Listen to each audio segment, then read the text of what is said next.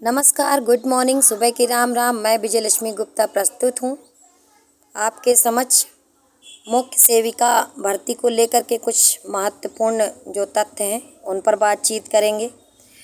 Court case में क्या हो रहा है उस पर बात करेंगे। सभी लोग परेशान हैं और जानना चाहते हैं कि आखिर हो क्या रहा है।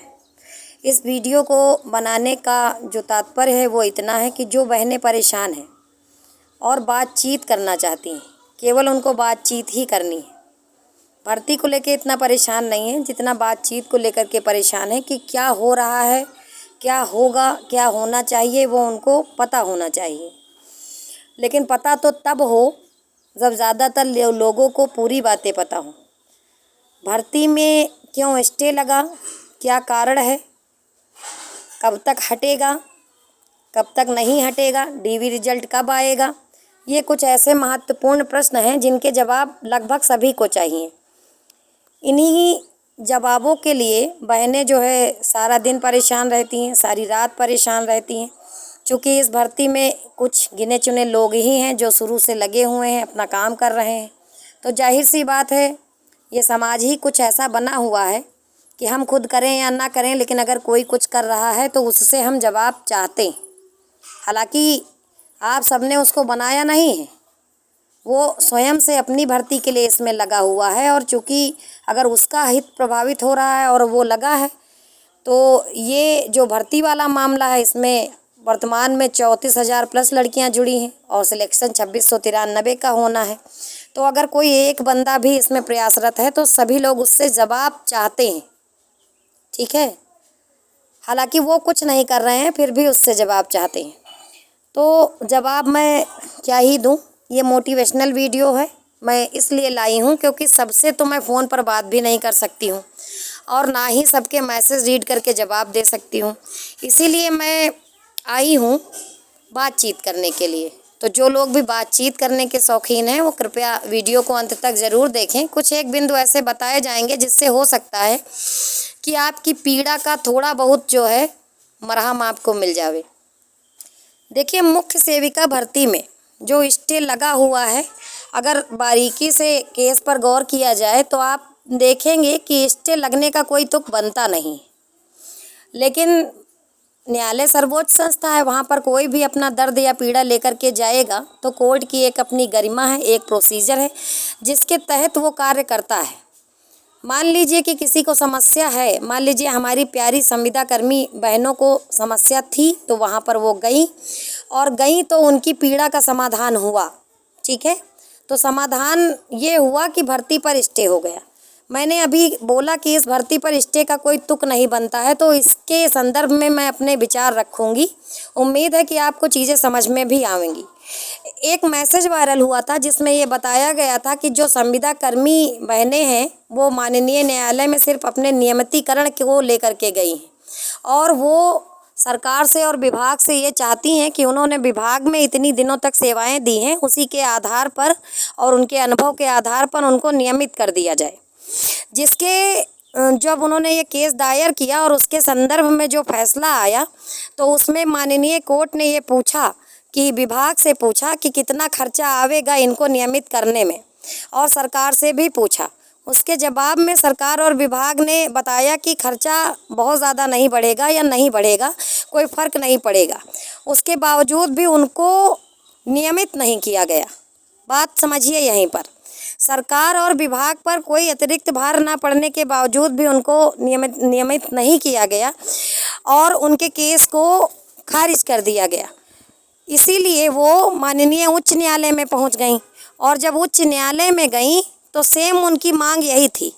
लेकिन चूँकि सरकार और विभाग एक बार पहले जवाब दे चुका था और सरकार और विभाग अड़िग है कि हम आहर्ता से कोई समझौता करेंगे नहीं, तो हम इनको अंदर लेंगे नहीं। तो मुद्दा ये है कि जब ये लोग समय से विभाग के तरफ से या सरकार के तरफ से समय से फिर से जब कोर्ट के द्वारा जवाब मांगा गया तो ये लोग पहुँचे नहीं। तो इस स्थिति में जो माननीय जज महोदय हैं उनकी भी मजबूरी बनती है, क्योंकि वो सर्वोच्च न्यायालय है और उसके ऊपर कोई भी नहीं है और उनके बार बार बुलौआ देने पर भी अगर लोग नहीं पहुँचे तो उन्होंने भर्ती पर स्टे लगा दिया। बात समझिए, इस भर्ती में नोटिफिकेशन में कहीं पर भी संविदा कर्मियों के पद होने का कोई जिक्र नहीं है। उनकी मांग बिल्कुल अलग है, इस भर्ती से बिल्कुल अलग है, कोई मतलब ही नहीं बनता। संविदा कर्मी बहनों का जो विवाद है वो यूपी गवर्नमेंट से और मान के चलिए आपका विभाग से है, और इस भर्ती से कोई मतलब नहीं है, ना इस भर्ती के नोटिफिकेशन में ऐसा कुछ दर्शाया गया है। उसके बावजूद भी जब विभाग के या सरकार की तरफ से लापरवाही बरती गई, समय से जवाब शायद नहीं दिया गया, इसीलिए जो है माननीय जज महोदय ने कोर्ट की गरिमा को बरकरार रखते हुए कि कोई आया है और मैं बार बार बुला रहा हूँ, लोग नहीं आ रहे हैं, तो इस भर्ती पर स्टे दे दिया। अब इस भर्ती पर जब स्टे दे दिया तो एक माननीय न्यायालय का एक ये प्रोसीजर होता है कि भले ही 100 गुनहगार बच जावें, लेकिन एक निर्दोष को सज़ा नहीं मिलनी चाहिए। इसी के आधार पर उन्होंने क्या किया, 2693 जो निर्दोष लोग हैं उन पर स्टे लगा दिया, इसलिए क्योंकि 126 लोगों के साथ कोई अन्याय न हो पावे। बात समझ में आ रही है? और स्टे बरकरार है। अब बात करेंगे कि आप और हम मिलकर के कर क्या रहे हैं। आप और हम मिलकर के जब इंटरवेंशन एप्लीकेशन लेकर के वहाँ पर पहुँचे हैं तो क्या कर रहे हैं, तो आपकी जानकारी के लिए सिर्फ इतना ही बताएंगे कि कार्य अंडर प्रोसेस है। जो लोग भी लगे हुए हैं, जाहिर सी बात है वो गंभीर लोग हैं, आप लोगों से थोड़ा सा तो अलग हैं, क्योंकि आप लोग न्यूज़ जानना चाहते हैं और वो लोग काम करके भर्ती को संपन्न कराना चाहते हैं। ठीक है, तो कार्य अंडर प्रोसेस है, वो लगे हुए हैं बहुत मजबूती के साथ अपना पक्ष रखने के लिए। हाँ, ये है कि परिस्थितियां उनके अनुकूल नहीं हैं, लेकिन जल्द ही परिस्थितियों पर भी काबू पा लिया जाएगा। इसीलिए मेरा आप सबसे निवेदन है कि आप लोग बिल्कुल भी 1% भी परेशान मत होइए।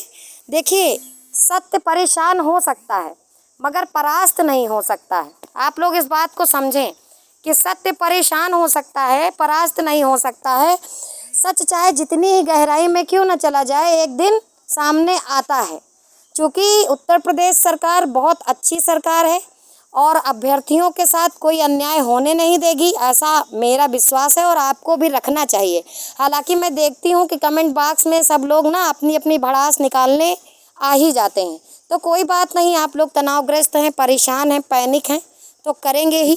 एक बात और बताएं, अभी जो लोग ठीक है नहीं सामने आ रहे हैं, कारण है कुछ लोग, एक बहुत बुद्धिजीवी व्यक्ति थे, उन्होंने मुझे बताया कि इस भर्ती में जब 34,000 लोगों के लिए लड़ना है तो मुट्ठी भर लोग सामने आए, लेकिन मैं बता रही हूँ कि भविष्य में किसी एक व्यक्ति का अगर हित प्रभावित होगा तो अकेले लड़ जाएगा। ऐसा कई सारी भर्तियों में हुआ है और आप लोग जानते भी हैं।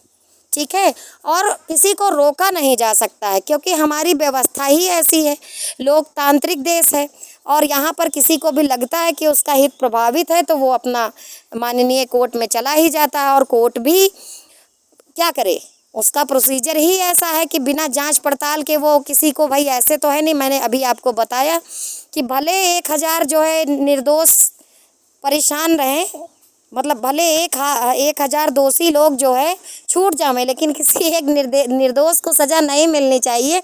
ऐसी ही समस्या कुछ कोर्ट के साथ है, समस्या नहीं है, प्रोसीजर है।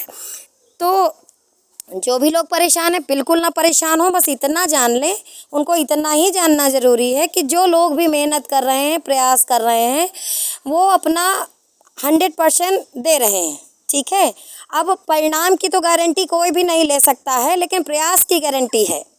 प्रयास हम लोग पूरा करेंगे, और कहते नहीं है कि कर्म कर रहे हैं और फल की इच्छा भी रख रहे हैं, तो अब देखते हैं कि फल क्या सामने आता है। पूरी सकारात्मक ऊर्जा के साथ हम सभी लोग लगे हुए हैं, जल्द ही परिणाम आपके सामने होगा, लेकिन कोई प्रक्रिया आपको हम नहीं बता सकते हैं किसी भी प्रकार की। ठीक है, और ना ही कोई दावा कर पाएंगे, जैसे लोग दावा कर देते हैं कि मैंने ये कहा था तो ये हुआ, तो इस प्रकार का मैं दावा भी नहीं कर सकती हूँ, क्योंकि जो लोग प्रयास करते हैं वो दावा नहीं कर सकते। ठीक है, और जो लोग प्रयास नहीं करते हैं वो विभिन्न प्रकार के दावे कर सकते हैं, क्योंकि उनको दावा करके केवल इतना ही तो कहना है कि देखो मैंने ये कहा था और ये हो गया। तो आप लोग बिल्कुल ना परेशान हो, बिल्कुल भी पैनिक होने की ज़रूरत नहीं है। भरोसा और विश्वास बना के रखिए सरकार पर भी और माननीय न्यायालय पर भी। और जो लोग प्रयास कर रहे हैं तो उनका भी सपोर्ट करिए और अच्छी सी मतलब प्रार्थना करिए उनके लिए कि वो जल्द ही अपने प्रयास में सफल हो जावें। सिर्फ प्रार्थनाओं की ज़रूरत है। अगर आपने प्रार्थनाएं ही मन से कर दी तो उनका बल 4 गुना हो जाएगा। बाकी आप जान रहे हैं कि भर्ती पर जानबूझकर स्टे लिया भी गया है, क्योंकि आप जानते हैं कि अगर अहर्ता के साथ गवर्नमेंट समझौता नहीं करेगी तो एक ये बहुत महत्वपूर्ण बिंदु है, आप लोग अपने दिमाग में बिठा लीजिए कि कोर्ट की जो प्रक्रिया है वो धीमे धीमे चलती है। तो जो लोग भी, जो प्यारी बहनें जब तक वो कोर्ट में रहेंगी, उनका कोर्ट में मामला विचाराधीन रहेगा, तब तक उनको कोई बाहर का रास्ता दिखा नहीं सकता है। वो अपना वेतन ले सकती हैं, अपना कार्य जारी रख सकती हैं। तो यही वाली बात है, वो मतलब उनको कहीं ना कहीं पर यह एहसास हो गया है कि शायद हम बाहर हो जाएंगे, तो उन्होंने कोर्ट की शरण ले ली है। इसके पहले भी कुछ संविदा कर्मियों के द्वारा कोर्ट की शरण ली गई है और आज भी वो लोग कोर्ट में हैं, सिर्फ अपनी नौकरी बचाए रखने के लिए। तो ये कोर्ट का खेल सिर्फ इसीलिए हो रहा है कि उनकी नौकरी बची रहे, लेकिन इसका मतलब ये नहीं है कि आपको आपकी नौकरी मिलेगी नहीं। जल्द ही आपको आपकी नौकरी मिलेगी। मिलते हैं अगले वीडियो में। धन्यवाद।